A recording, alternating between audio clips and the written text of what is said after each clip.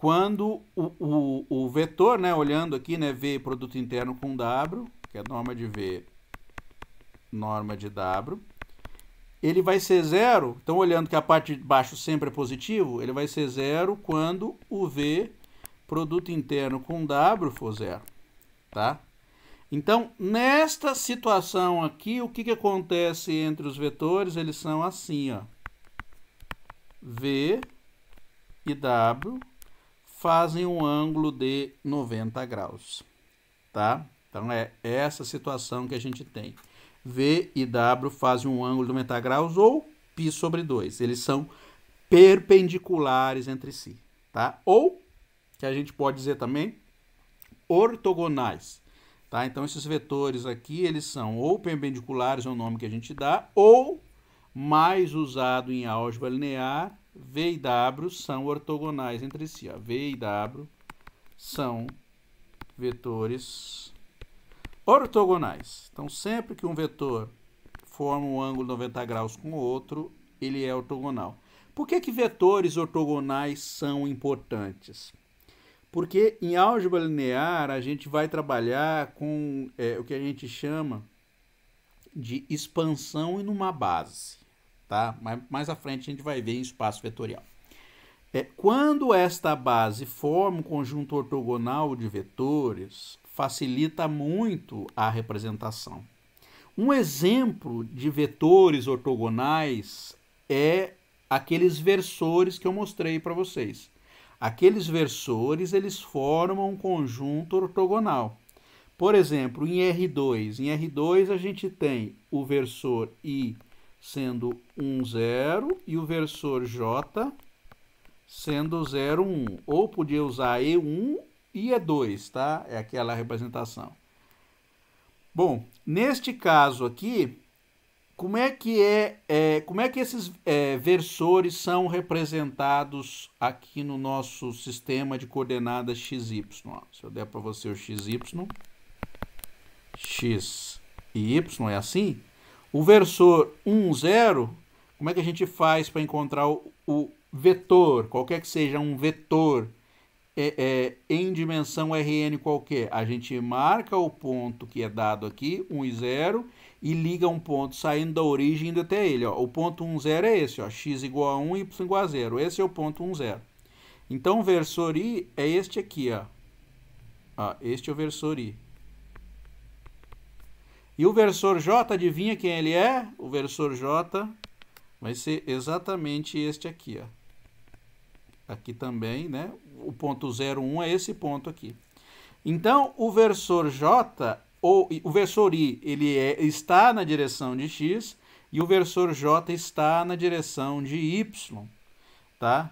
Então, a gente consegue decompor um vetor dado, qualquer que seja, usando estes versores aqui, como eu já mostrei para vocês e a gente fez.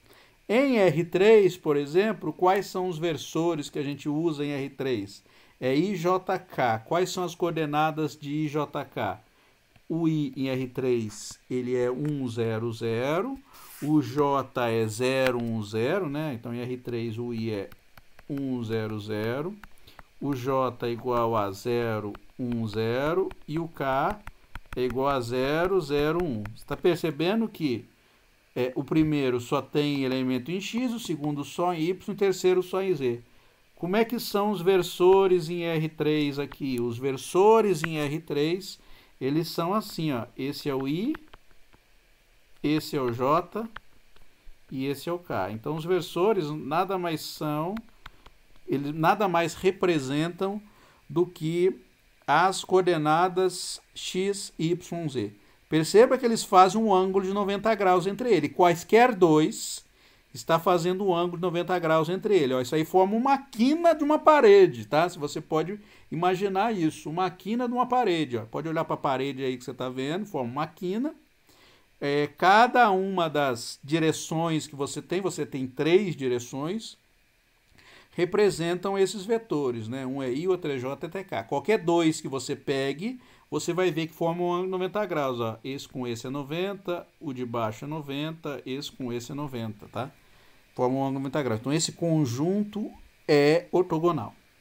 Tá bem? Então, na aula passada, eu dei a definição e como exemplo, né, eu tinha alguns exemplos aí, né? Eu vou só lembrar os exemplos de novo, para a gente depois ir para frente. É o seguinte, o primeiro exemplo que eu tinha dado verifique se os vetores são ortogonais entre si. Então, como é que a gente verifica se os vetores são ortogonais entre si? Então, a nossa ferramenta vai ser essa aqui, ó. Eu vou fazer o produto interno entre os dois vetores. Se o produto interno der zero, a gente diz que os vetores são ortogonais entre si. Tá? Ou seja, eles formam um ângulo de 90 graus entre eles. Tá? Você fala, professor, precisa ser assim os vetores fazendo um ângulo de 90 graus? Não. Pode ser qualquer coisa rodada, mas desde que formam um ângulo de 90 graus. Isso aqui, ó.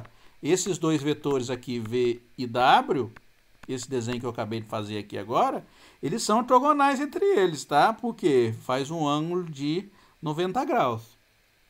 Tá? Então não importa, não precisa estar nessa direção aqui.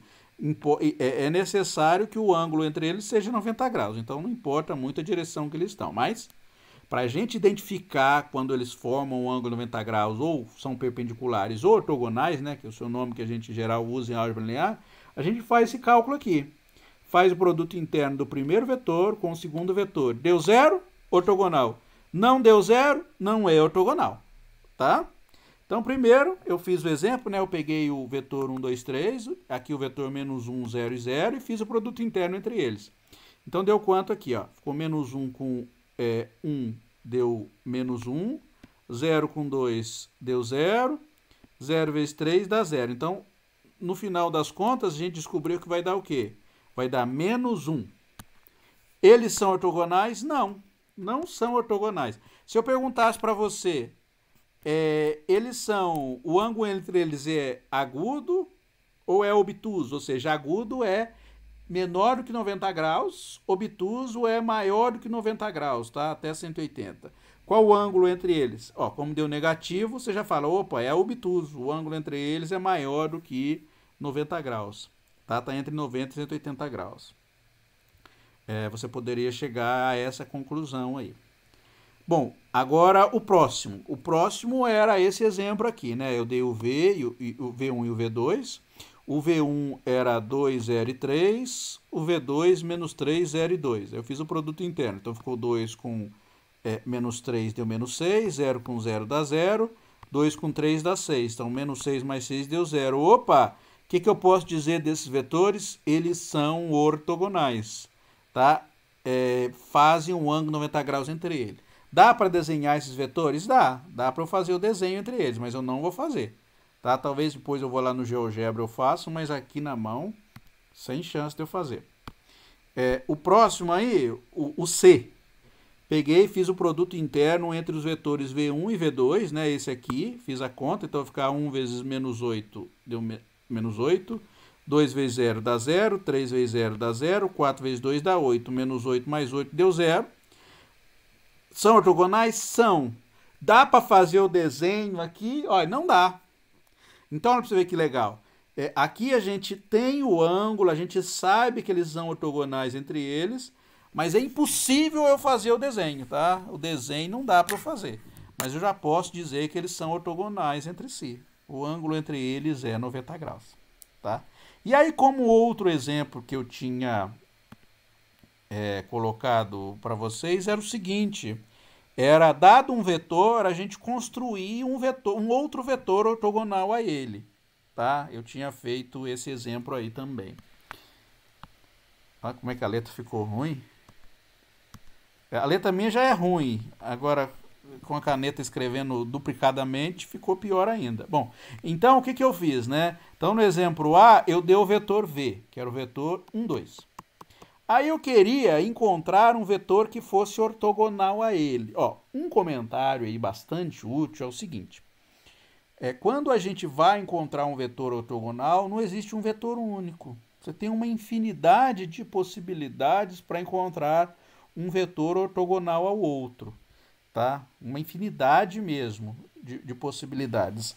Quando a gente for falar de base, mais à frente, aí a gente consegue identificar um vetor ortogonal especial, que são uns vetores que a gente chama de ortonormais, no qual a gente define qual norma que ele tem, tá?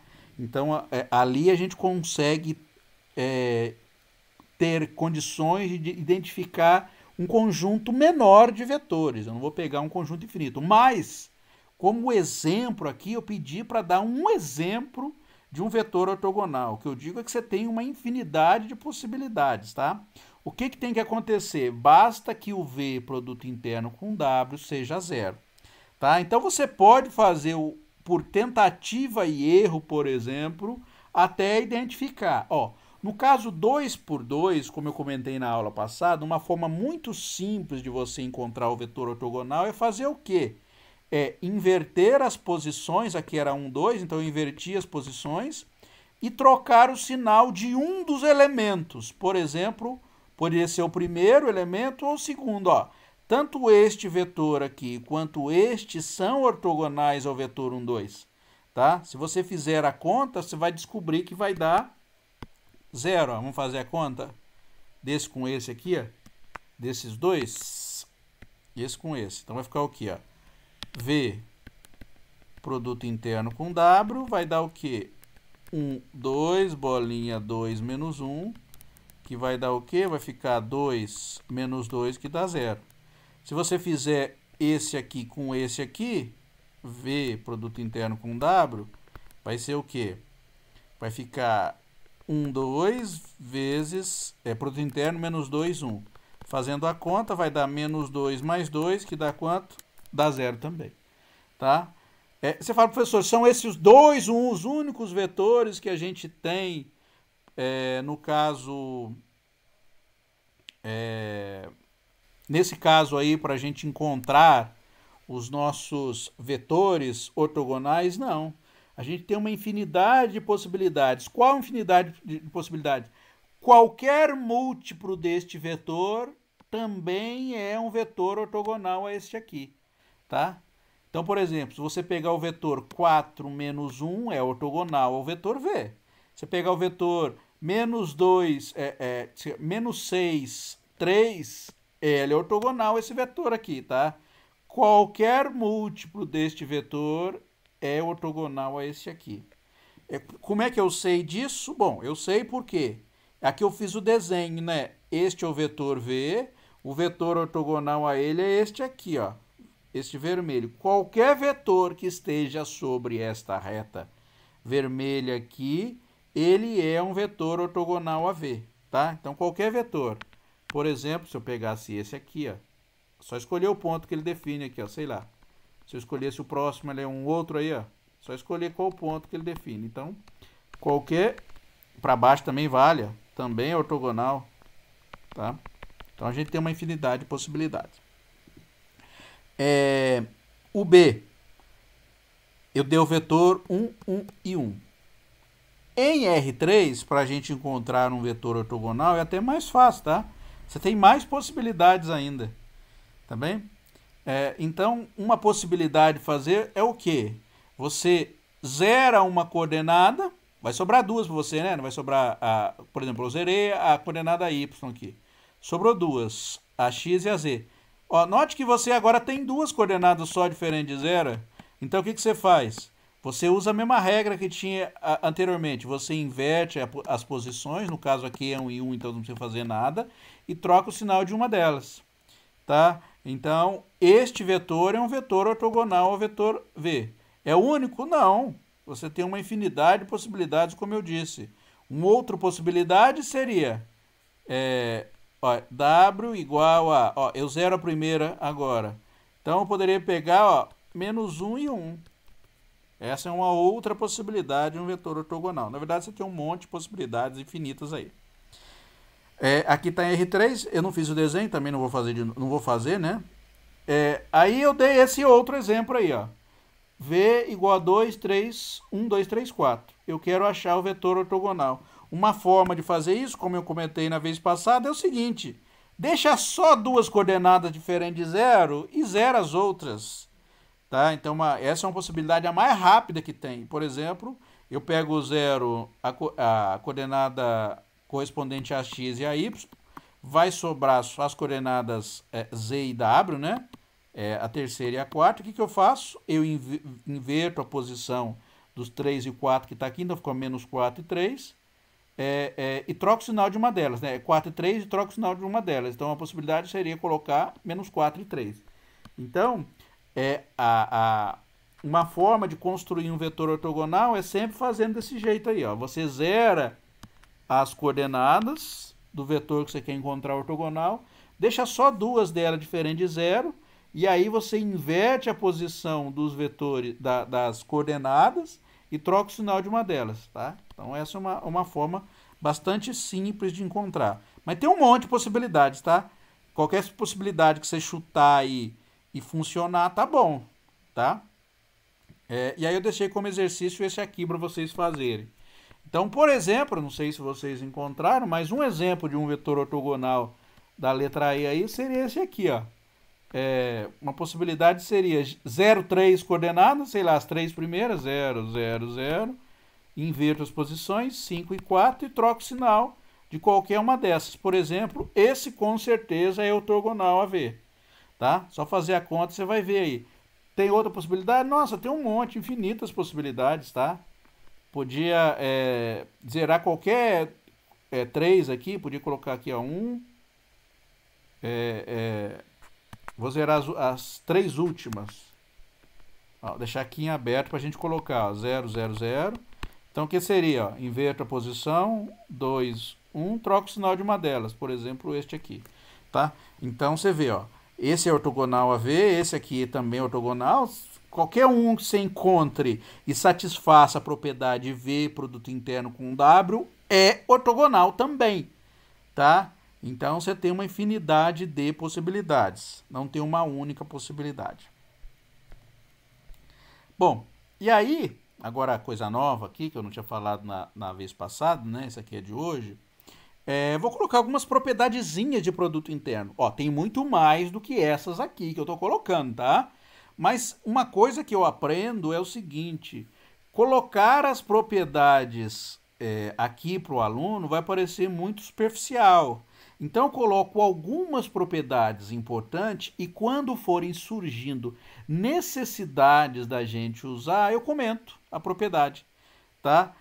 Porque tem mais propriedades do que essa aqui, tá? O produto interno tem um monte de propriedades, tá bom? Mas quando for útil a gente for aplicar a propriedade do produto interno, eu comento.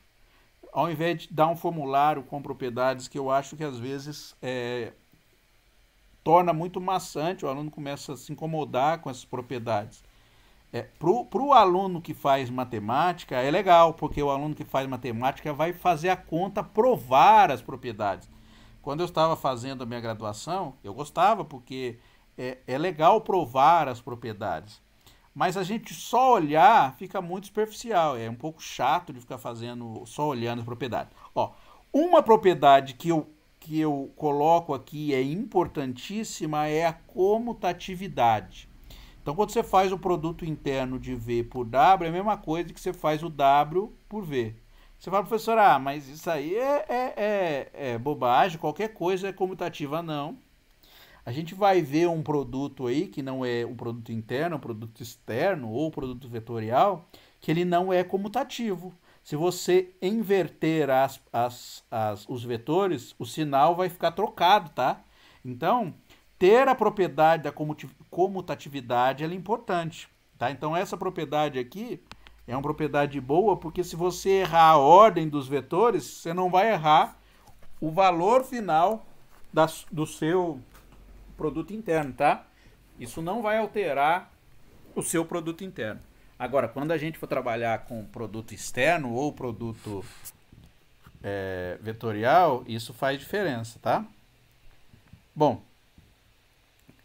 uma outra propriedade importante aí é a propriedade 2, que é o seguinte: se você tiver uma soma entre dois vetores, então você tem um vetor V multiplicado por uma constante A, isso é um número, mais um vetor W multiplicado por uma constante B. Você somou, isso aqui vai dar um terceiro vetor, tá? Quando você soma vetores, você acha um outro vetor. O que acontece quando você fizer com o produto interno com um vetor Z qualquer? Vale você fazer a associatividade, então vale você juntar eles separadamente. Então vai ficar é o produto interno de A por AVZ mais BWZ. Então, ele é comutativo, desculpe, distributivo, vale a distributividade. Então, você está basicamente fazendo a distributiva aqui, né, multiplicando. E uma terceira propriedade, que também é bastante útil e interessante aí, é o seguinte: se você fizer o produto do vetor A vezes V vezes o produto interno W, isso aqui é V, produto interno com A vezes W, que é igual a A, produto interno V por W. Tá? Uma coisa importante é o seguinte: essa propriedade aqui, ela é válida, todas elas são válidas, desde que A e B sejam números reais, tá? Porque o produto interno sobre o conjunto dos imaginários, ele tem propriedade um pouquinho diferente dessas aqui que eu mostrei. Aí a gente usa o conjugado, mas aqui não precisa preocupar com isso. Sobre conjuntos reais não precisa preocupar. Então, às vezes você pode consultar algum material diferente daquele material que eu indiquei para vocês, né? Vai que você consulte lá o material. E aí você vê propriedades diferentes do produto interno que eu coloquei. Não são diferentes. Às vezes está trabalhando com o conjunto dos complexos, tá? Então, sobre o complexo entra a conjugação de números, mas sobre os reais a gente não precisa se preocupar com isso. Então, só tomar cuidado no material que possa consultar, porque às vezes você pega um material e ele está trabalhando sobre o conjunto dos complexos, e aí fica um pouco mais difícil de fazer apresentar as propriedades, tá? Bom, uma observação é o seguinte, olha, podemos calcular a norma, tá aparecendo, não tá, essa norma tá esquisita a letra, né? Ó. Podemos calcular a norma de um vetor usando o produto interno. Então, olha que coisa legal aí da gente trabalhar com o produto interno. A gente pode calcular a norma de um vetor. E como é que a gente calcula a norma de um vetor usando o produto interno? Olha lá. Então, vamos lá. Dado um vetor V, de coordenadas V1, V2 até Vn, como é que a gente definiu a norma? A norma ou o tamanho de um vetor, tá? Fala, o que é norma? Eu já falei, mas a pessoa esquece. Eu sempre indico a pessoa tomar Memorex. Memorex é bom, Memorol também é bom.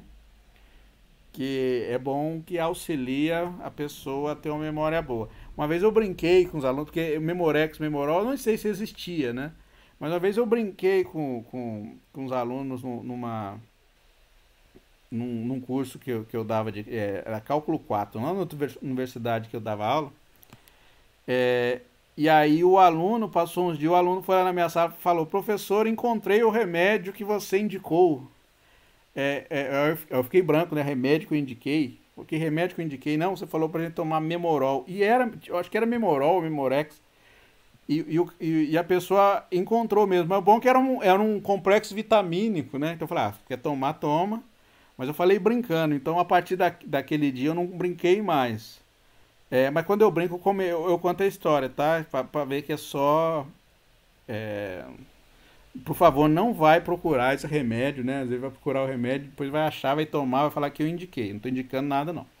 Bom, então, se o vetor V é igual a V1, Vn, a gente define o produto, a norma desse jeito aqui. Como é que é a norma? Então, vou pegar cada coordenada elevar ao quadrado. Então, vai ficar a primeira coordenada elevada ao quadrado, mais a segunda coordenada elevada ao quadrado, mais até a última coordenada ao quadrado e tirar a raiz quadrada de tudo, né? Essa aqui é a norma de um vetor. Fácil de calcular, molezinha, não tem dificuldade nenhuma, não dá nem para esquecer, tá? Mas como é que a gente vai escrevê-la usando o produto interno? Olha, o que é o produto interno por definição? O produto interno por definição, quando você pega o vetor V, faz o produto interno do V por V mesmo, vai dar o quê? Então vai ficar o quê? Então estou pegando um vetor V, coordenadas V1, V2 até Vn, e vou fazer o produto interno com o V de novo, V1, V2 até Vn. Como é que é o produto interno? Vai ficar esse com esse, vai dar V1 ao quadrado. Esse com esse, né, coordenada V2 com a coordenada V2, vai dar V2 ao quadrado. Um mais, estou somando. O próximo com o próximo vai dar V3 quadrado até a última que vai dar o quê? Vn ao quadrado. O que é isso aqui, hein? Olhando e comparando triângulo com o quadrado aqui, né? O triângulo é essa fórmula. Com o quadrado, que conclusão que você chega? Você chega que o produto interno de V por V é quem? É a norma de V ao quadrado, tá? Por que o quadrado? Porque a norma tem raiz. Para a gente remover a raiz, o que a gente faz? A gente eleva ao quadrado dos dois lados aqui. Tá? Aqui não tem raiz. Então, o V, produto interno com V, vai dar a norma de V ao quadrado. Portanto, como é que a gente pode representar a norma de um vetor? A gente pode representar como a raiz quadrada do produto interno do vetor por ele mesmo. Tá? Olha lá. Então, uma forma de representar a norma é usando o produto interno. Tá bem? Então, eu coloquei isso como propriedade 4 aí. Uma observação é o seguinte: o produto interno será máximo quando os vetores V e W, né, se você estiver fazendo o produto interno entre o vetor V e o W, eles são colineares. Tá? O que é ser vetores colineares? É quando um é múltiplo do outro. Eles estão ao longo de uma mesma linha. Eles estão na mesma direção. Não precisa estar no mesmo sentido. Eles estão na mesma direção. Então, dois vetores são colineares. Então, se eu pego o vetor V aqui e o vetor W aqui, né? Ele vai ser colinear se ele estiver sobre a mesma reta aqui, ó. Esse W aqui é colinear para V. Se eu colocar ele do lado contrário aqui também, ó, ele também é colinear. Aqui é um outro vetor W colinear a V. Então, todos os vetores que moram ao longo de uma mesma linha reta são vetores colineares, tá? Então, qualquer vetor que more aqui são vetores colineares. Então, o que eu estou dizendo é que o produto interno ele vai ser máximo quando os vetores são colineares. Por que isso acontece, hein? Olha a fórmula, né? A fórmula que a gente tem envolvendo o cosseno de ângulo entre dois vetores é este aqui, ó. Esta é a fórmula. Então, o máximo que isto aqui pode assumir em valor numérico seria quando o cosseno é máximo. Lembrando o gráfico do cosseno, o gráfico do cosseno é assim, ó. Só para a gente olhar o gráfico do cosseno. Cosseno, ele tem este gráfico aqui. Ó, ele começa em 1, vai embora, né? Então, quando que o cosseno é máximo? O cosseno é máximo quando o ângulo dele for o quê? 0. Então, quando o ângulo dele for 0, ele vale 1. O máximo valor que ele assume. Quando o cosseno é mínimo, o cosseno vai ser mínimo quando o ângulo dele for igual a π. E o cosseno vai ser 0 o quê? Quando o ângulo for igual a quanto? π sobre 2. Tá? Então, olhar para o gráfico do cosseno, a gente consegue identificar muita coisa. Então, o cosseno vai ser máximo quando o ângulo for quanto? For 0. Tá? Então, o produto interno será máximo quando o cosseno de θ valer 1, né? Ou seja, θ for igual a 0. A gente já sabe que a gente olhou ali. O que é o θ, hein? Lembra o que é o θ? O θ é o ângulo entre os vetores, ó.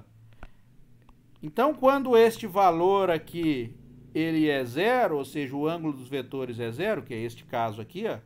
Você tem um vetor sobre o outro, o cosseno de θ vale 1. Tá?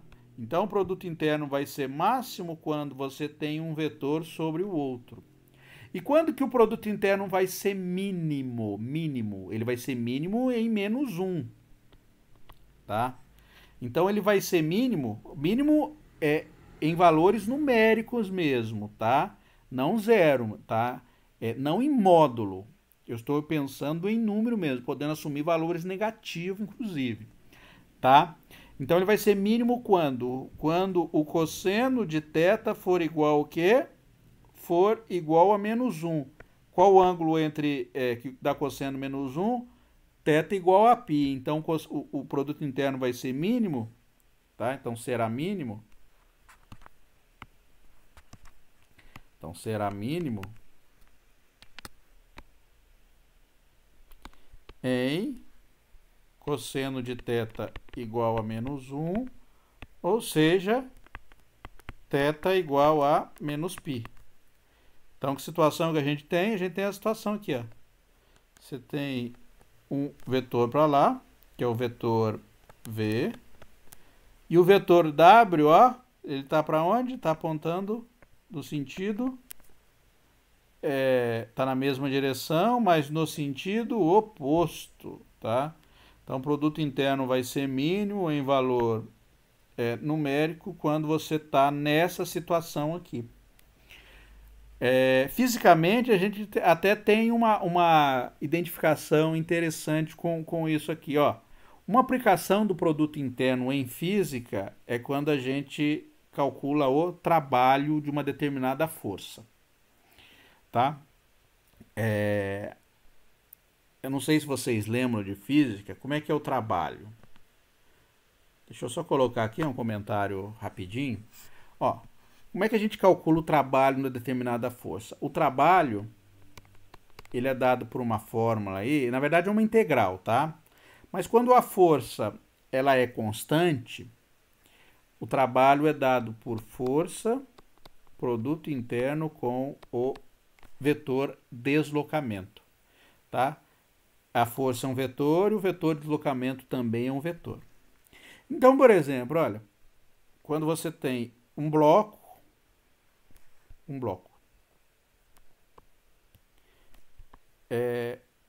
esse bloco ele vai ser puxado por uma pessoa assim, né? Você tem uma cordinha, né, amarrada num bloco. Então a pessoa tem uma tensão aqui, a força está aqui, né, sobre essa cordinha aqui. Quando a gente tem uma corda, a gente tem uma força de tensão. E ao puxar isso aqui, o que vai acontecer? Ele vai andar em qual direção? Ele vai andar para cá, né? Tá? Então, o vetor de deslocamento vai estar apontando para lá. E o vetor força vai estar apontando aqui. Você está vendo que forma um ângulo entre eles aqui? Não sei se vocês lembram, quando você tem uma força formando ângulo, como é que é a fórmula da força? É o quê? É o módulo do trabalho. Desculpe, o trabalho vai ficar igual o quê? Vai ficar igual o módulo da força. Ele fala módulo, né? Mas o correto é usar norma, né? Mas a física usa módulo. Então vai ficar o módulo da força, que é o tamanho do vetor força, vezes o módulo de deslocamento, ou seja, o quanto que foi deslocado, vezes o cosseno formado entre a força, né? Que é, no caso, a tensão, com o deslocamento, que é esse aqui. O deslocamento, fala, professor, como é que a gente identifica o vetor de deslocamento aqui? Bom, para a gente calcular o trabalho que a força fez, a gente, por exemplo, aqui está na posição S0, ele vai até uma posição, essa força a gente puxa e leva até uma posição S1, tá? Então, uma posição S1. O D aqui seria o quê? Lembra quando a gente faz o vetor de deslocamento?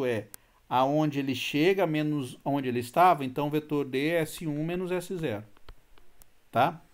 Lembrando que essa posição aqui pode estar em R2 ou em R3, tá? Ou em R1. Se é em R2, ele tem duas coordenadas, tá? Tem uma coordenada x0 e y0. Se for em R3, ela tem uma coordenada x0, y0, z0. Essa aqui também, tá? x1, y1 se for em R2, x1, y1 e z1 se for em R3. E para a gente encontrar o vetor de deslocamento, a gente faz um ponto menos o outro, que eu já comentei na aula passada como é que a gente faria. Então, o vetor de deslocamento saindo do ponto S0 até S1 é esse tudo aqui, tá? Tá bom? Então, a gente encontra esse vetor aqui, né, o tamanho do vetor, o físico usa módulo, o matemático usa norma, né, a palavra é norma.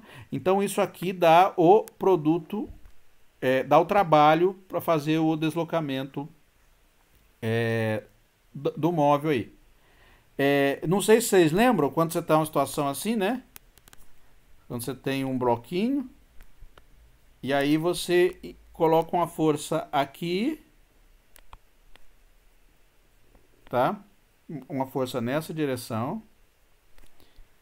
E o deslocamento nessa direção aqui, fazendo um ângulo 90 graus. Qual o trabalho que essa força está realizando?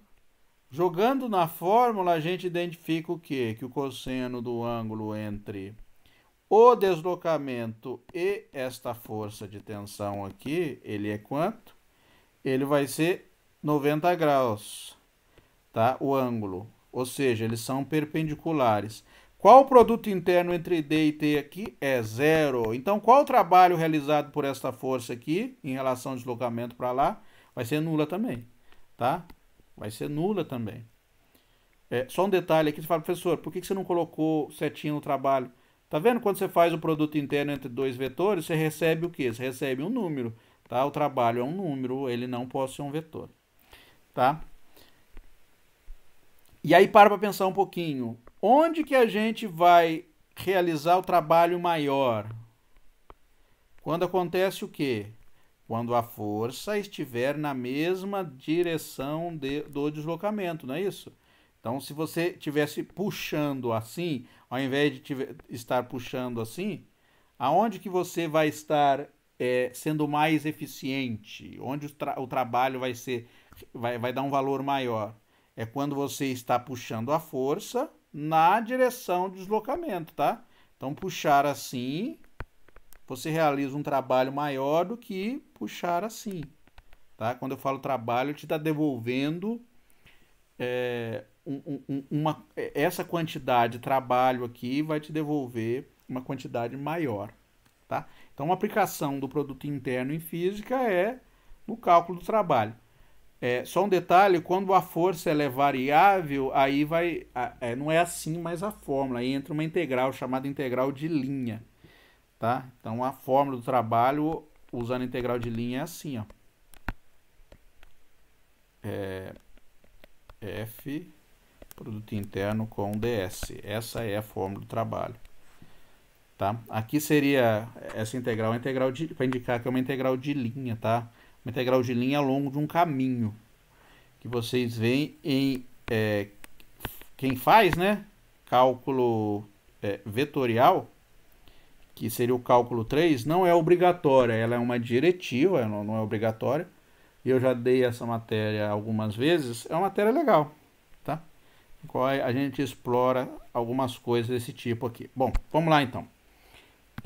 Continuando aí, uma aplicação do produto interno também é o cálculo da projeção de um vetor sobre o outro, tá? Que é um exemplo do cálculo da projeção do vetor sobre o outro é aquele lá do trabalho, porque o físico ele faz o cálculo do trabalho ou o cálculo das forças fazendo as projeções das forças nas direções correspondentes, tá?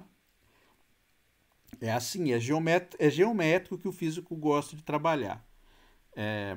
O matemático já gosta de trabalhar com o conceito um pouco mais abstrato, né? Para quê? Para poder generalizar isso para dimensão qualquer e ter aplicações, não apenas aplicações que são no espaço físico, mas aplicações em espaços mais gerais, tá? Bom, então, muitas vezes é importante encontrarmos a projeção de um vetor V sobre um outro vetor W. Então, ó, olha para esse desenho aqui. Então, eu tenho um vetor V e aqui um vetor W. Ó. Esse é o vetor V, o vetor que está subindo aqui. Este é o vetor W. Existe um ângulo entre eles, um ângulo θ, que a gente já sabe, dado dois vetores, a gente tem um ângulo entre esses vetores. O que seria a projeção do vetor V sobre o vetor W? É como se tivesse um Sol aqui, né? Colocasse um Sol exatamente aqui, um Sol, e olhasse a sombra deste vetor aqui sobre W. Quando você coloca um Sol aqui em cima e olha a sombra ela vai gerar uma coisa assim perpendicular, né? Perpendicular, essa reta imaginária, tá? Essa aqui é esse tracejado imaginário. que eu faço no tracejado? Eu pego a ponta do vetor V, a pontinha, a cabecinha do vetor V, aí eu traço uma reta saindo de V, tracejado, uma reta imaginária saindo de V, tá?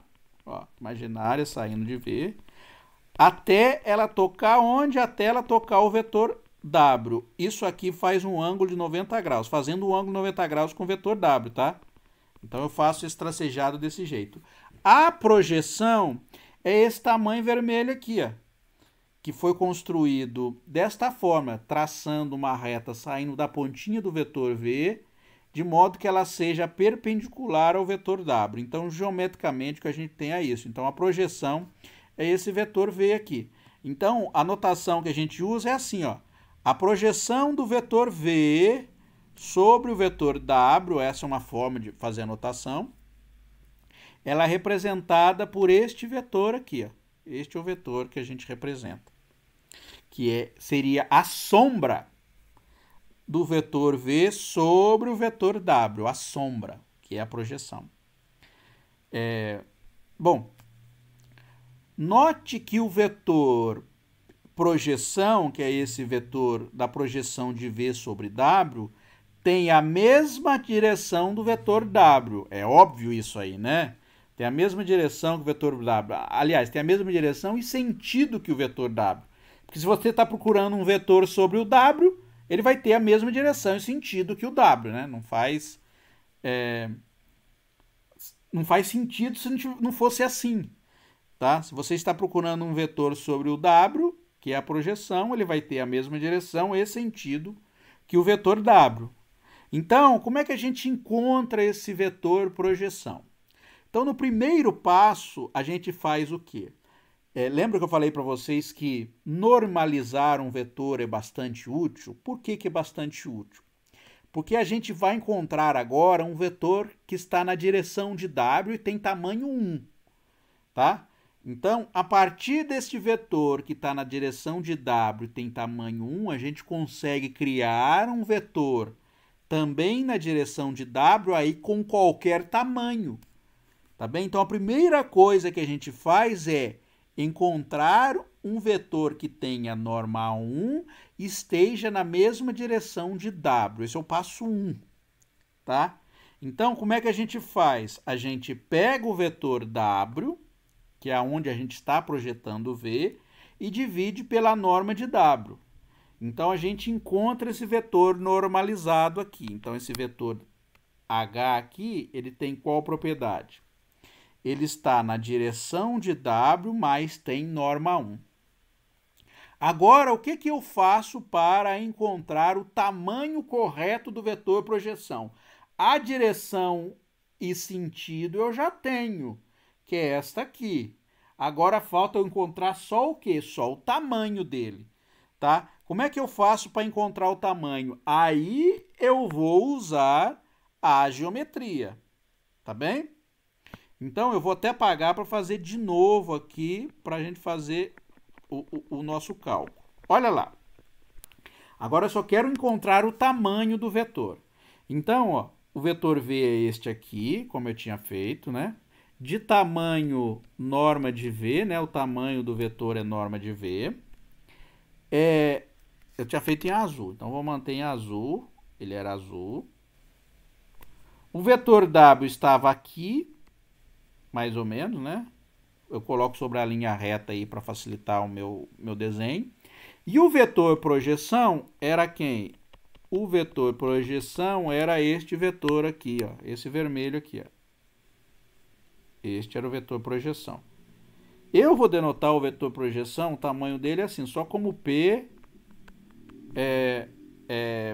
entre duas barrinhas, né? Ou seja, a norma do P. Para ficar mais fácil, não ficar ter que carregar P, W, V, tá? Então, olha que figura geométrica que a gente tem aqui, ó, figura geométrica, é um triângulo. Triângulo o quê? Retângulo. No triângulo retângulo, a gente pode usar o quê? Pode usar as relações trigonométricas. Então, a gente pode usar a trigonometria, tá bem? Bom, então, usando a trigonometria, qual o tamanho que eu conheço? Este eu conheço. que é o tamanho do vetor V. O que mais que eu conheço?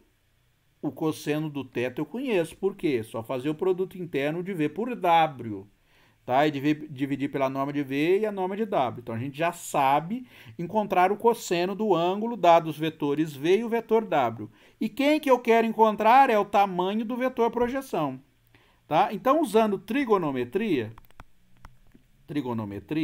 tem uma aula aí de trigonometria lá no pré-cálculo, se você tiver em dúvida, vocês dão uma olhada lá. Como é que a gente faz? Olha, o cosseno do ângulo θ é o quê? É o lado adjacente dividido pela hipotenusa, tá? Então, vai ser a norma de P, que é o que a gente quer achar, tá? Que é o tamanho do vetor projeção, dividido pela norma de V, tá certo? Que é a hipotenusa do meu triângulo. Isto aqui é conhecido. Então, fazendo a continha aí, ou seja, mandando o V para lá, a gente já sabe que a norma de P vai ser quem? Vai ser o V vezes o cosseno de θ. Tá bem? Então, quem é o nosso vetor projeção? Olha, eu sei o tamanho dele, que é esse aqui, e sei a direção dele. Então, o vetor projeção de V sobre W vai ficar o quê? Vai ficar o tamanho dele vezes a direção dele, que é H. Tá certo? Vai ficar desse jeito aqui. Jogando na formulazinha, o que a gente sabe? A gente sabe que P é o quê? É a norma de V vezes o cosseno de θ. E o H é quem? É W dividido pela norma de W. Então, fica W dividido pela norma de W. Olha lá que bonito que ficou a projeção. É claro que eu vou fazer um pouquinho mais de conta, mas ó, por enquanto a gente já está concordando aí com os cálculos que eu fiz. Então, o primeiro passo foi o quê? Encontrei a direção e o sentido. E aí eu fiz o quê? Aí eu fui encontrar o tamanho. No segundo passo, eu encontrei o tamanho. Então, o que eu achei, o vetor projeção é esse aqui. Não está bom ainda? Por que não está bom ainda? Porque o cosseno de θ, a gente pode usar a definição dele usando os produtos internos. Então, ó, aqui eu já tinha escrito isso aqui, ó. Diga. O que é esse H mesmo? Só para relembrar que fugiu da cabeça agora. O que é o H? O H é o vetor de norma 1 na direção de W. Tá? Então, recapitulando, o que eu estou querendo fazer aqui? Eu estou querendo encontrar o vetor projeção do vetor V sobre o vetor W. Então, o vetor projeção será um vetor que tem um tamanho determinado que eu tenho que encontrar, mas eu já sei que ele vai ter a mesma direção e sentido do vetor W. Tá? Pelo desenho aqui a gente já vê isso. Então, o que eu faço para encontrar o vetor, esse vetor projeção? Eu separo a minha análise em duas coisas. Primeiro, eu encontro uma direção e sentido. Tá certo? E depois eu encontro o tamanho. Então, como é que eu encontro a direção e sentido correto? Que é o passo 1. Eu vou pegar um vetor que está na direção e sentido de W, mas tem norma 1. O que eu faço para fazer isso? Eu vou pegar o vetor W e dividir pela norma dele. Então, eu encontro esse H aqui. Quem é o vetor H? É o vetor que está nessa direção e sentido, mas qual é o tamanho dele? O tamanho dele vai ser 1. Ó. Então, o vetor H, se eu fosse fazer o desenho, seria esse aqui, ó, por exemplo. Se você chegar com a régua e medir, ele vai ter tamanho 1. A projeção pode ter um tamanho maior, tá bem? Então, eu usei esse aqui como o primeiro passo meu, para encontrar o vetor H. No segundo passo, eu quero encontrar qual é o tamanho do vetor. Tá? Então, no primeiro passo eu encontrei a direção e o sentido. E no segundo passo eu quero encontrar o tamanho. Porque lembra que um vetor ele tem três coisas, né? Direção, sentido e tamanho. Então, no primeiro passo eu já encontrei duas coisas dele, que é a direção e sentido. No terceiro eu preciso saber qual é o tamanho correto do vetor. E para achar o tamanho, aí eu apelei para a geometria. Tá? Usando as relações trigonométricas. Eu sei que o tamanho dessa hipotenusa aqui depois da projeção é o vetor V. Este lado aqui, este cateto, é o tamanho do vetor projeção. Vim aqui e fiz o cálculo envolvendo o V e o cosseno de θ. Agora, para eu achar o vetor projeção, o que eu faço? Eu pego o tamanho dele e multiplico para a direção e o sentido dele. Esse aqui tem tamanho 1, tá? Então, tendo o tamanho 1, eu não preciso me preocupar com a normalização do meu vetor. Já foi normalizado, por isso que é importante a gente normalizar, porque a normalização, ela te dá um vetor na direção que você quer e de tamanho 1. E aí, para você construir qualquer vetor naquela direção, basta você multiplicar pelo tamanho dele. Então, a normalização tem essa vantagem muito boa justamente por isso. Tá? Então, primeiro a gente encontrou a direção e sentido, depois a gente multiplicou pelo tamanho. Tá aqui, ó, a conta está feita aqui. Eu coloquei aqui de novo, né? Se você olhar aqui, é exatamente o que está aqui, ó. Então, o vetor projeção, aqui eu estou colocando só P para facilitar, né? Para não ficar carregando P, V, W. Mas lembrando que P aqui, ó, é igual a P, V, W, tá? É esse mesmo vetor aqui. Bom, aqui o que a gente pode fazer? A gente pode, no lugar do cosseno, substituir pela relação dele envolvendo o produto interno.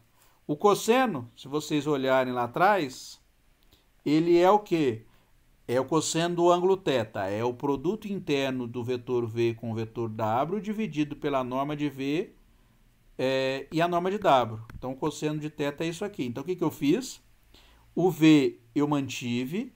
No lugar do cosseno, eu coloquei essa quantidade aqui, tá? Então, ó, no lugar do cosseno aqui, eu coloquei esta quantidade, tá vendo? Tá aqui, ó. E W dividido pela norma de W, eu mantive do jeito que tá aqui. Agora, eu posso fazer a conta. O que eu posso cancelar?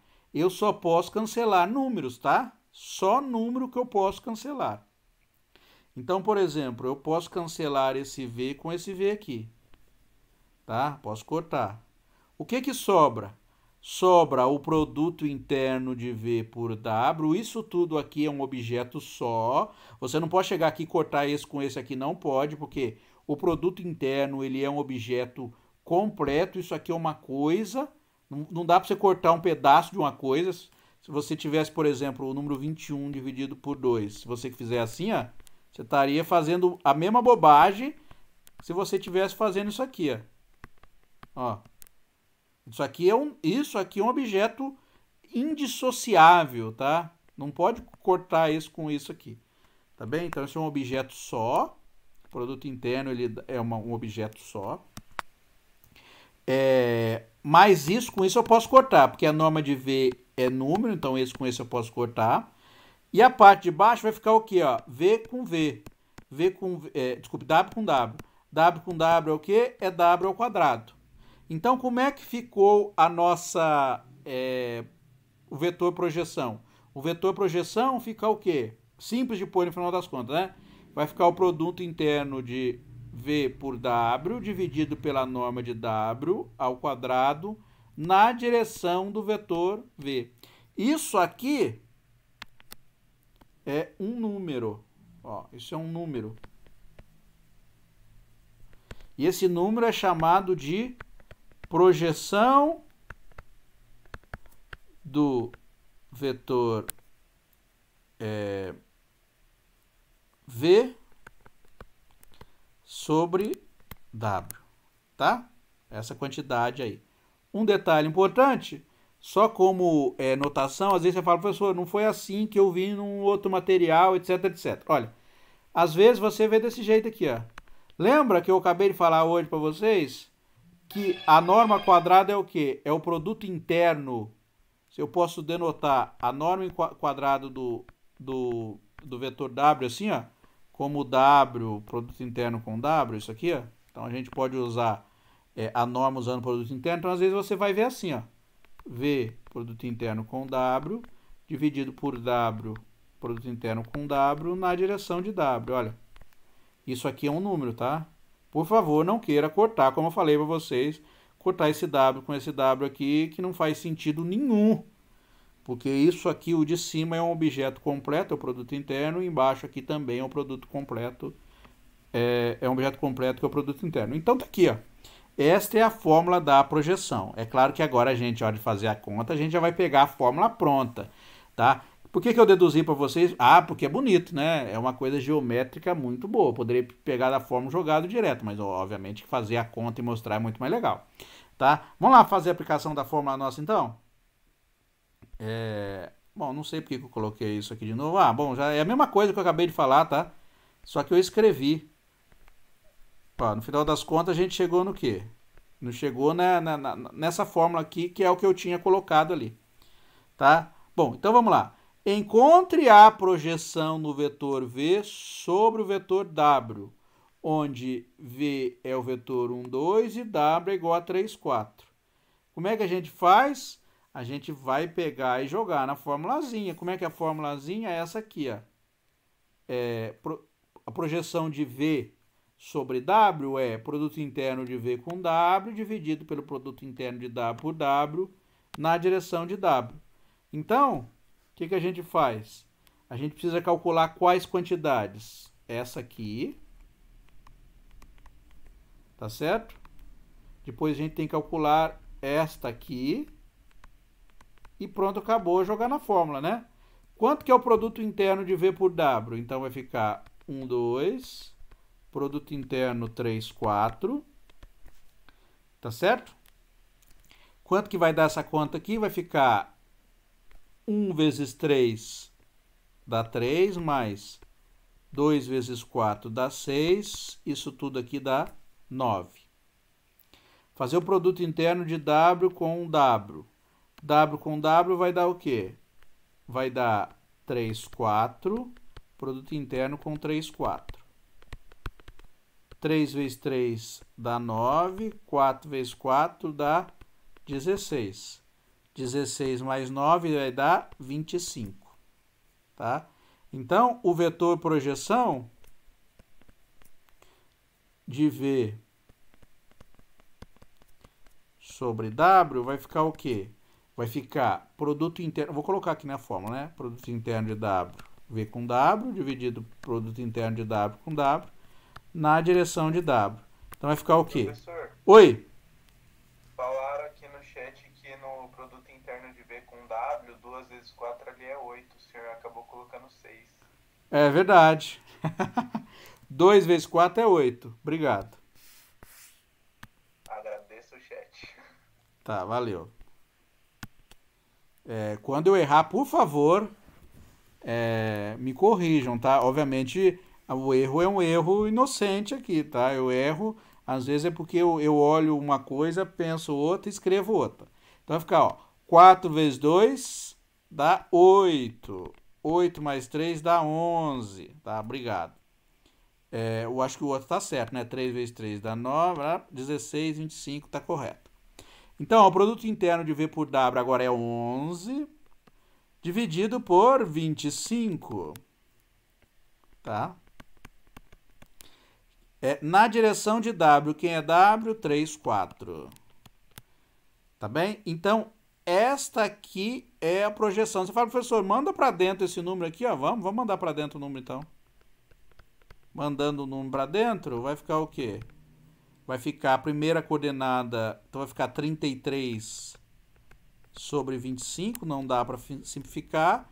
E a outra 44 sobre 25, que também não dá para simplificar. Tá? Então ficou assim. Olha lá que bonita a projeção. Depois a gente vai lá no GeoGebra e faz o desenho, tá? Vamos ver o próximo aí, a letra B de bola. Então, o que eu tenho para fazer para encontrar a letra B? A fórmula é a mesma, né? Então vai ficar VW e vou ter que calcular o WW. O produto interno de V por W e o produto interno de W por W. Então vai ficar menos 1, 2, produto interno com 2, 1. Quanto vai dar isso aqui? Menos 1 vezes 2 dá menos 2. 2 vezes 1 dá mais 2, que dá quanto? 0. Opa!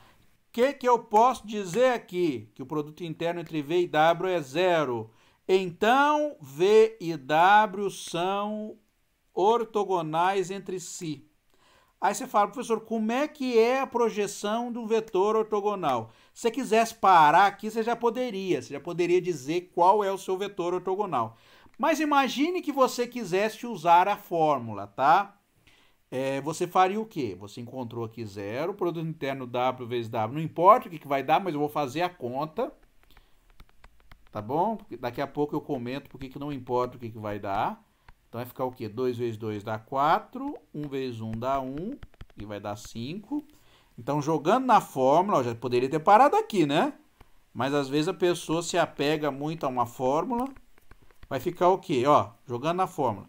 Produto interno de V por W, eu já fiz a conta, dá 0. Dividido por 5, na direção de quem? W, que é 2, 1. Quanto que dá essa conta aqui? 0 vezes qualquer coisa vai dar 0, então vai ficar 0, 0. Então, a projeção nesse caso seria 0, 0. Aí você para pensar, professor, qual a interpretação deste caso aí? Olha bem, o que acontece quando vetores são ortogonais? Eles são assim, ó. O vetor V, o vetor W é assim e o vetor V é assim. Qual seria a projeção do vetor V? Imagina o seguinte, que tivesse um sol aqui em cima. Vamos fazer um sol vermelho aqui. Um sol vermelho aqui em cima. Tá? Qual a projeção desta quantidade aqui sobre o vetor W? Se você tivesse um sol, a única sombra que você teria aqui seria desse ponto aqui, ó. Que é exatamente o ponto 0, 0. Então, quando a gente tem vetores ortogonais, não existe projeção de um vetor sobre o outro. Para ter projeção de um vetor sobre o outro, esse aqui tem que ter um ângulo diferente de 90 graus, tá? Então, nesse lado aqui a projeção é para cá. Você fala, professor, se estivesse mais aberto, teria projeção? Teria. Aonde que seria a projeção? Se o ângulo fosse assim, ó. Se fosse negativo o produto interno entre V e W. Qual é a projeção? A projeção seria para cá. Aonde que ele estaria apontando? Ele apontaria para trás ali, ó. Tá? Apontaria para trás. O produto interno tem uma vantagem, ele dá sinal. Então, quando o sinal for positivo, ele dá a direção correta da projeção. Quando o sinal do produto interno é negativo, ele vai dar também a direção correta. Agora, quando é 90 graus, a projeção é nula, não tem projeção nenhuma, tá? Então, eu poderia ter parado aqui, como eu disse para vocês. Deu 0 aqui, o produto interno, você já pode dizer que não tem projeção, porque os vetores são ortogonais entre si. E o último aí é este aqui. Ah, não, o último não, tem mais 2 aí. Este próximo aqui, né? Então, o que a gente faz? A fórmula aqui continua sendo a mesma. Tá? Deixa eu apagar aqui. Então, a fórmula é a mesma. Então, vai ficar V, produto interno com W. Vai ficar o quê? 1, 2, 3. Produto interno com 1, 3, 3. Quanto que dá aqui? 1 vezes 1 dá 1, mais 3 vezes 2 dá, agora dá 6, mais 3 vezes 3 dá 9. Aqui tudo vai dar 16.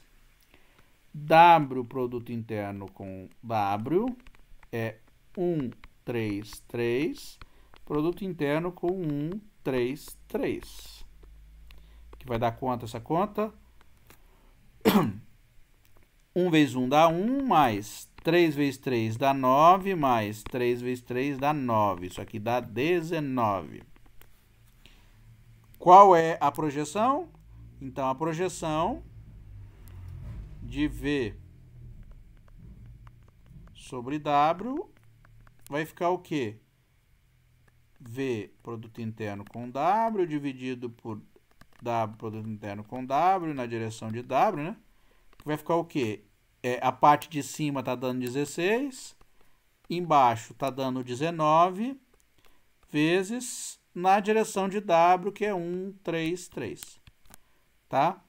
Jogando ali dentro, vai ficar o quê? Vai ficar 16 dividido por 19.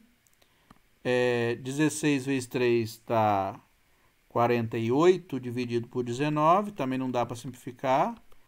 e 48 dividido por 19. Ó, esse é o vetor que a gente tem em projeção. Finalmente, agora é finalmente mesmo, esse é o último exemplo que a gente tem aqui de projeção, eu acho que é. Antes de eu entrar no produto externo, é este aqui. O que eu fiz aqui, né? Aqui eu estou colocando um vetor W como sendo duas vezes o vetor V. Então, eu não dei que era no vetor W, mas a gente consegue construir o vetor W, né? Se o vetor W é duas vezes o vetor V, então vai ficar 2 vezes 1, 2, 3, 4. Quem seria? É só multiplicar cada uma das coordenadas. Então, vai ficar 2. 2 vezes 2 dá 4, 2 vezes 3 dá 6, 2 vezes 4 dá 8. Tá? Então, o vetor W é esse aqui. Tá? Então, a gente pode jogar na fórmula. Ó. V por W dá o quê? Vai dar 1, 2, 3, 4, produto interno com 2, 4, 6 e 8. Quanto que vai dar aqui, ó? 2 vezes 1 dá 2, mais 4 vezes 2 dá 8, mais 6 vezes 3 dá 18, mais 8 vezes 4 dá 32. Então, vai ficar o quê? 2 mais 8 dá 10. 10 mais 18 dá 28. 28 mais 32 dá 60. Vou ter que calcular W, produto interno com W. Quem é W? É 2, 4, 6 e 8. Produto interno com 2, 4, 6 e 8. Seria quem aqui? 2 vezes 2 dá 4, mais 4 vezes 4 dá 16, mais 6 vezes 6 dá 36, mais 8 vezes 8 dá 64. 4 mais 16 mais 36 mais 64 dá 120. Você fala, professor, por que você sabe disso? Precisa fazer a conta? Olha bem, aí. Aqui é 2, embaixo é 4, 8, 16 é o dobro, né? 18, 36, 32, 64.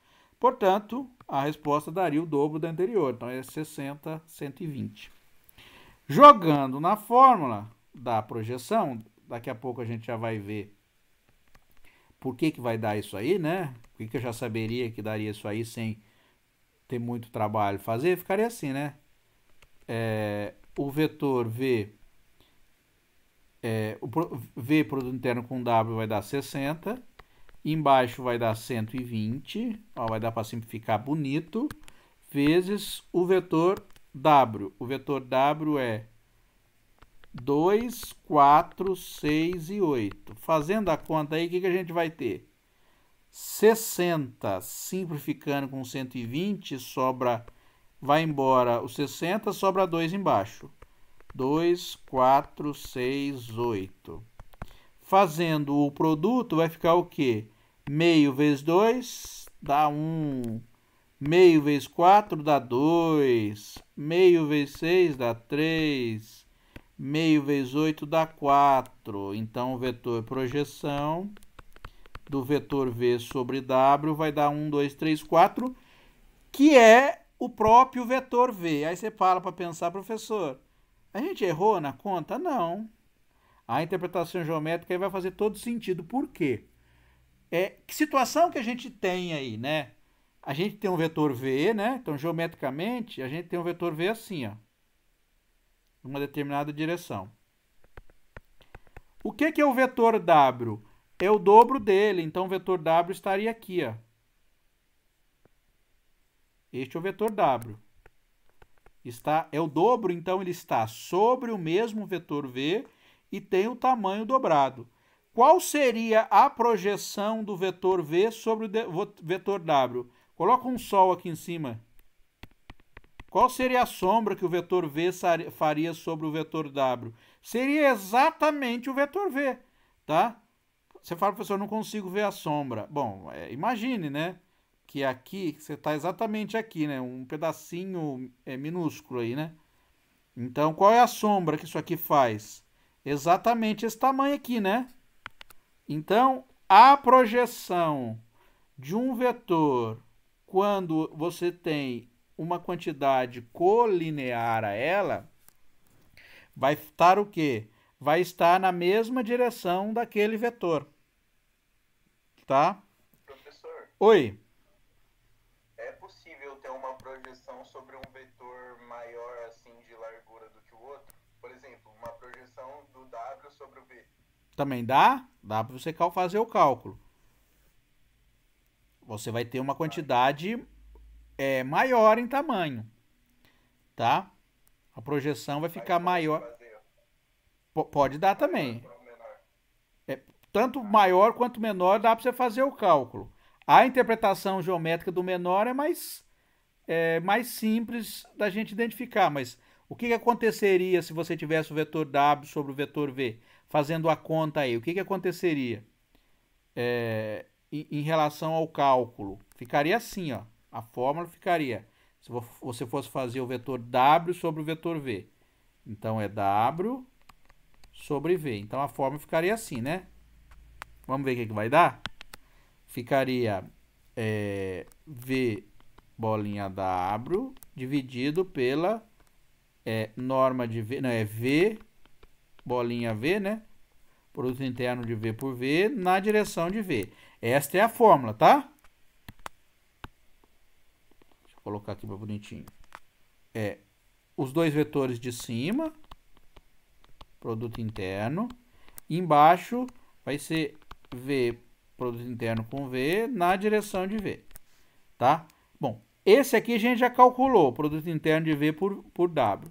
Quem seria V produto interno com V aqui, né, para a gente calcular?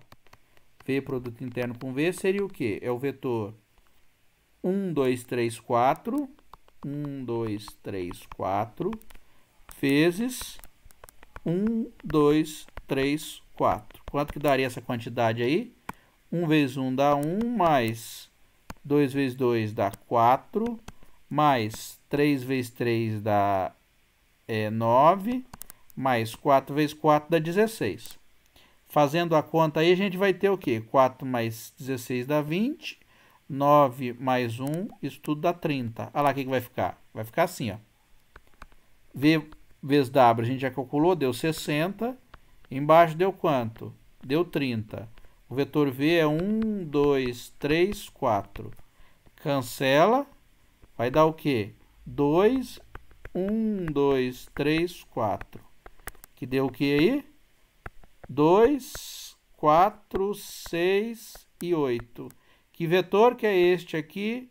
É o vetor W, tá? Então, você pode ter sim um vetor projeção maior que o vetor que você está projetando. Pode acontecer. Tá? Este é um exemplo. Este vetor aqui é o dobro do vetor V. É o dobro do tamanho. Você pode ter isso aí sim. Tá? Isso acontece. Só que quando você tem um vetor, quando você tem a projeção menor do que o vetor no qual você está projetando, que é este o caso, por exemplo, a interpretação geométrica ajuda. Agora, vale também, mesmo que a interpretação geométrica não ajude completamente, essa situação aqui. Você pega um vetor maior, projeta sobre um vetor menor. Aí a projeção vai ficar maior do que o vetor no qual você está projetando. Porque a projeção, quando eu falo sombra, isso é só para estimular o conceito para a gente tentar identificar geometricamente. Mas a projeção seria o quê? É um vetor projetado na direção de um determinado vetor, e esse projetado é o tamanho que a gente está encontrando, tá? Através desta fórmula. Tá bem? Bom, então, continuando aqui, depois, se der, eu vou lá no GeoGebra. Vou só falar sobre o produto externo aqui. E aí eu deixo um finalzinho, uns 15 minutinhos aí para a gente discutir sobre a lista, se alguém tiver alguma dúvida. Se não tiver, eu vou fazer desenhos aí, alguns desenhos desses vetores que eu falei. Bom, o que é o produto externo, tá? Ou produto vetorial? Ele é bastante útil na física, o produto externo também, tá? Só que tem um probleminha com relação ao produto externo. Ele só vale em R3. O produto externo não vale em outra dimensão, só em R3, tá? Diferentemente do produto interno, que vale em qualquer que seja a dimensão. Então você perceba, né, como o produto interno ele é muito mais flexível com relação ao produto externo. Só que o produto externo em R3 ele é muito bom. Ele tem muitas aplicações em R3. Vocês vão ver em física, por exemplo, uma quantidade chamada torque. Se o trabalho é força produto interno com deslocamento, o torque é força produto externo ou produto vetorial com uma determinada distância. Então, o torque e o trabalho são fórmulas parecidas, mas que têm identidades físicas completamente distintas, tá? No caso aí do produto externo. Até quando vocês veem o torque, fica um pouco meio difícil de compreender o torque, mas quando você entende que ele vem de um produto externo, aí faz sentido, tá? Então, entender o produto externo ajuda a entender algumas coisas dentro da física. Bom, então vamos lá. Então, para a gente fazer o cálculo do produto vetorial, como a gente já sabe que vale em R3, vale a pena a gente representar um vetor em R3, que é esse vetor aqui, usando os versores, tá? Quais os versores de R3? O I, o J e o K, tá? Então, como é que a gente representa um vetor ABC usando o versor? Vai ser a primeira coordenada vezes o versor I, mais a segunda coordenada vezes o versor J, mais a terceira coordenada vezes o versor K, tá? Então, como é que a gente faz o produto externo? Então, dado dois vetores, V e W, ó, já estão decompostos aí nos versores. Se você fosse escrever isso aqui na forma da ênupla, ela seria assim, A, B, C. Se eu fosse escrever isso aqui na forma da ênupla, seria D, E, F. A ênupla minha aqui é a trêsupla, né, que está em dimensão 3, é uma trêsupla. Nossa, que F horrível, não está nem parecendo um F. Ó, F. Pronto, agora está aparecendo F. Bom, então eu pego dois vetores. Como é que é o produto externo ou vetorial entre os dois vetores? A gente vai usar um determinante aí, ó. Então, como é que eu construo esse determinante? Ó, uma coisa importante, a ordem no qual a gente faz a nossa matriz faz diferença, tá? Então, se eu estou fazendo o produto interno de V por W, o que eu faço? A primeira linha da matriz, a gente coloca aí JK, que são os versores, tá? Importante isso na hora de fazer a conta. Na segunda linha, a gente vai colocar o primeiro vetor. Quem é o primeiro vetor? Coordenadas A, B, C. Na terceira linha, a gente coloca o terceiro vetor, ó, coordenadas D, E, F. Por que está aí? Se você olhar aí, ó, o primeiro vetor é AI, então correspondente a I é o A, o segundo é D, então correspondente a I é o D, tá? A mesma coisa com J, a mesma coisa com K. Então, o produto interno entre V e W é esse determinante aqui. A gente já sabe calcular, determinando a matriz 3×3. Como é que a gente calcula o determinante? A gente vem aqui, né, e repete a primeira coluna. Deixa eu fazer em azul, que eu gosto de azul. Então, vai ficar o quê? Ó? I, A, D, J, B, E, K, C, F. Aí eu repito a primeira coluna, que é I, A, D. Repito a segunda coluna, J, B. Não é assim que a gente faz? Então, para calcular o produto interno, vai ficar o quê? I, B, F. Então, vai ficar B, F, I, versor. Depois o outro, né? Vai ficar assim, né? Esse. Depois o J, o C e o D. Então, mais C, D, J. Mais A e K. Tá bem? Aí agora a gente sobe com o sinal trocado.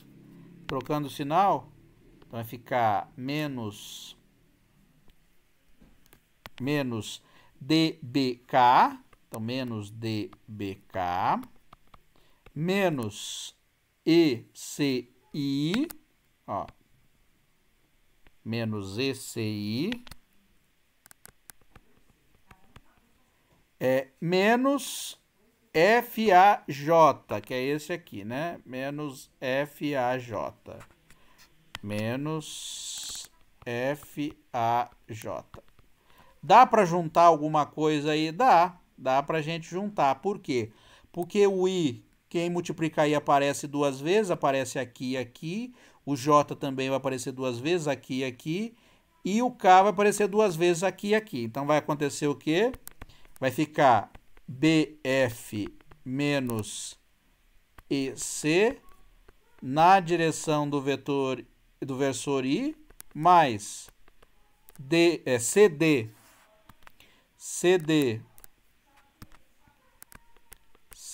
menos FA na direção de J mais AE menos DB na direção de K. Então, esse é o produto interno de V por W, tá? Então, vou até colocar aqui, né? A resposta final ficou BF menos ECI mais CD menos FAJ mais AE menos DBK. Eu não indico usar essa fórmula aqui para vocês fazerem o cálculo do produto externo entre dois vetores. Eu indico calcular sempre que você tiver dois vetores o determinante, porque lembrar dessa fórmula aqui eu acho que é difícil, tá? Mas o cálculo é esse aqui. Um detalhe importante aí é o seguinte, lembra que eu falei para vocês que era importante quem vinha primeiro, quem vinha depois, tá? Porque se você fizer o cálculo, por exemplo, de W por V, se você fizesse o cálculo WV, o que aconteceria? Você estaria trocando a posição dessa linha. Lembra que acontece quando você troca posições de linhas dentro de uma matriz? O que acontece com o determinante? Ele troca de sinal, tá? Então, o produto externo, se você troca a direção de V e W, o que você vai ter? Você vai ter o sinal invertido. Então, o produto externo é o que a gente chama de anticomutativo. Vou colocar essa propriedade ali depois. E o que é a resposta do produto externo, né? O que a gente tem como resposta do produto externo? O produto externo dá como resposta para a gente um vetor. Diferentemente do produto interno, que dá como resposta para a gente um número, o produto externo dá um outro vetor. E que vetor é esse? Olha geometricamente o que vai acontecer. Olha, você tem um vetor V e o vetor W. Tá vendo? O vetor V e o vetor W. Dois vetores definem um único plano passando por eles. Desde que eles não estejam um sobre o outro vetor, ou seja, desde que eles não sejam colineares. Quer tirar a prova? Faz o seguinte, pega dois lápis, coloca a ponta de dois lápis junto aí, ou a parte de trás dois lápis, abre eles, você vai perceber que só consegue, você consegue uma folha de papel que toca nesses dois lápis ao mesmo tempo, tá? Essa folha de papel, ela é o plano definida por esses dois lápis aí, tá? Então, esse plano definido por os dois lápis. O que é o produto externo? O produto externo é um vetor que faz um ângulo de 90 graus com este plano aí, ó. Este plano definido por esses dois vetores. Então, se você colocasse, por exemplo, dois lápis numa mesa, tá? Coloca dois lápis numa mesa abertinho.